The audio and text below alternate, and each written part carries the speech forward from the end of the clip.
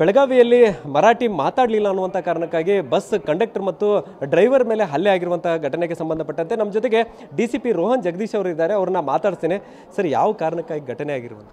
ಅದೇ ತಾವು ಹೇಳ್ದಂಗೆ ಈಗ ತಾನೇ ನಾನು ಹಾಸ್ಪಿಟಲಿಗೆ ಬಂದು ಖುದ್ದಾಗಿ ಕಂಡಕ್ಟರ್ ಜೊತೆ ಮಾತಾಡಿದ್ದೀನಿ. ಕಂಡಕ್ಟರ್ ಜೊತೆ ಮಾತಾಡಿದಾಗ ಏನು ತಿಳಿದು ಬರುತ್ತೆ ಅಂತ ಹೇಳಿದರೆ, ಅವರಿಗೆ ಬಸ್ಸಲ್ಲಿ ಟಿಕೆಟ್ ವಿಚಾರದಲ್ಲಿ ಟಿಕೆಟ್ ಕೊಡೋ ಸಮಯದಲ್ಲಿ ಇವರು ಮರಾಠಿಯಲ್ಲಿ ಕೇಳಿರ್ತಾರೆ, ಅವರು ಕನ್ನಡದಲ್ಲಿ ಮಾತಾಡಿರ್ತಾರೆ. ಅದಕ್ಕೆ ಇವರು ನಿಮಗೆ ಮರಾಠಿ ಬರಲ್ಲ ಅಂತ ಹೇಳಿ ಇಬ್ಬರು ನಡುವೆ ಮಾತಿನ ಚಕಮಕಿ ಬೆಳೆದಿರುತ್ತೆ. ಮಾತಿನ ಚಕಮಕಿ ಬೆಳೆದಿದ ನಂತರ ಆ ಬಸ್ಸಲ್ಲಿರೋ ಒಂದು ಯುವಕ ಆ ಊರಲ್ಲಿರೋ ಒಂದಷ್ಟು ಜನಕ್ಕೆ ಕರೆಸ್ಬಿಟ್ಟು ಒಂದು 2 ಬೈಕಲ್ಲಿ ಬಂದು ಸುಮಾರು ಒಂದು 5 ಜನ ಇವರಿಗೆ ಹಲ್ಲೆ ಮಾಡಿದ್ದಾರೆ ಅಂತೇಳಿ ಹೇಳ್ತಾರೆ.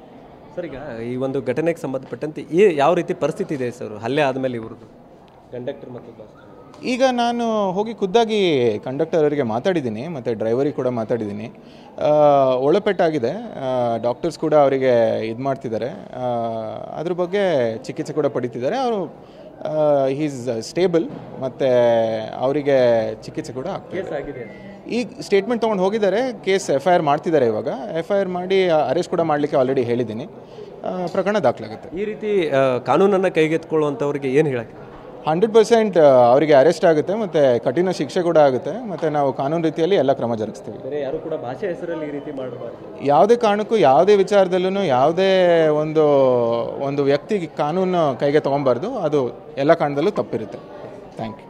ಸೊ ಇದಿಷ್ಟು ಸದ್ಯ ಈಗ DCP ಅವರ ಮಾತು. ಒಟ್ಟಾರೆ ಈ ಒಂದು ಏನು ಹಲ್ಲೆಗೆ ಪ್ರಕರಣಕ್ಕೆ ಸಂಬಂಧಪಟ್ಟಂತೆ ಈಗ ದೂರು ಕೂಡ ತೆಗೆದುಕೊಳ್ತೇವೆ ಮತ್ತು ಯಾರು ಹಲ್ಲೆ ಮಾಡಿದರೆ ಅವ್ರನ್ನ ಬಂಧಿಸ್ತೇವೆ ಅನ್ನುವಂಥ ಮಾತನ್ನು ಕೂಡ ಹೇಳ್ತಾ ಇರುವಂಥದ್ದು. ಕ್ಯಾಮರಾಮನ್ ಪ್ರತಾಪ್ ಜೊತೆ ಸಹದೇವ್, ಮನೆ TV9 ಬೆಳಗಾವಿ.